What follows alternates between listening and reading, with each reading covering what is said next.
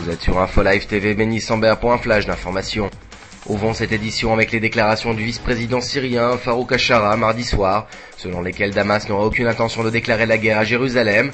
Ces propos interviennent alors que les bruits de bottes se font entendre du côté syrien de la frontière. Le numéro 2 de l'appareil syrien a cependant précisé que son pays réagirait à toute attaque ou provocation israélienne.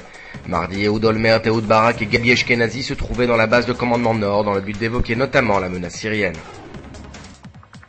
Poursuivons avec les nouvelles déclarations du chef du Hezbollah au Liban. Pour le cheikh Nasrallah, l'État d'Israël sera confronté dans le futur à de plus grandes surprises que dans les guerres de ces dernières années.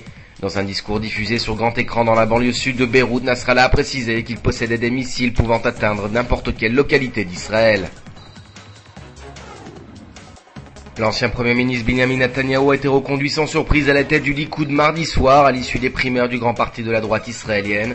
Netanyahou, 57 ans, a obtenu près de 73% des suffrages exprimés, contre 23% à son challenger d'extrême droite Moshe Feiglin, 45 ans, et 4% à Dani Danon, un candidat marginal presque inconnu. Et puis les troupes israéliennes se sont retirées du sud de la bande de Gaza après une journée d'incursion qui avait pour but de mettre à mal les infrastructures terroristes. 11 terroristes palestiniens ont été abattus lors de combats et plus d'une centaine a été interpellée pour interrogatoire. Mardi soir, des roquettes Qassam et des obus de mortier ont été tirés à partir de la bande de Gaza en direction d'Israël. On ne déplore ni blessés ni dégâts. Les enquêteurs britanniques ont décidé de suspendre la publication de leur rapport sur la mort d'Ashraf Marwan, ancien agent du Mossad durant la guerre de Kippour. Il serait tombé du balcon de son appartement londonien il y a moins de 2 mois, et la thèse du suicide n'est pas la piste privilégiée par la police. Les investigations se poursuivent à ce jour. Enfin, avant de refermer ce journal, l'Institut technologique de Haïfa, le Technion, se place au 38e rang mondial des 100 meilleures universités technologiques, selon le palmarès de l'université de Shanghai Jiaotong. Le Technion devance ainsi la majeure partie des universités technologiques européennes. Votre programme sur Info Live TV, c'est le grand débat de la semaine portant sur une éventuelle alliance entre le Fatah et le Hamas. Et puis retrouvez la rubrique hebdomadaire de Firas Ramed sur le monde arabe.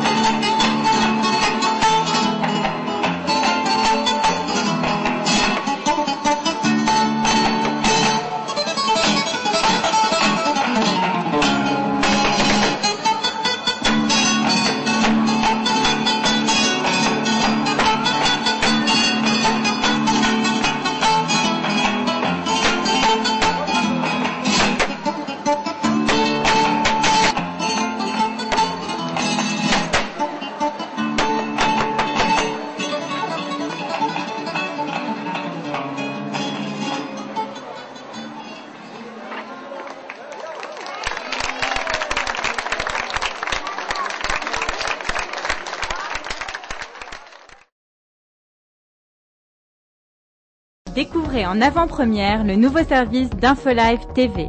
Recevez gratuitement chaque jour, en vidéo, les informations d'Israël et du Proche-Orient sur votre mobile. Pour vous abonner, entrez sur notre site www.infolive.tv et cliquez sur la bannière Service téléphone mobile. Aujourd'hui, le monde entier parle d'Israël. Mais qui parle d'Israël au monde entier, en temps réel, en 4 langues et en direct de Jérusalem? Infolive.tv, la première chaîne de télévision internationale israélienne.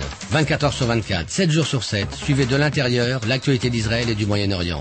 Des reportages, des interviews, un grand journal et des flash infos en images dès que l'actualité l'exige. Infolive.tv, votre regard direct et vrai sur l'actualité d'Israël. Retrouvez Infolive sur internet www.infolive.tv.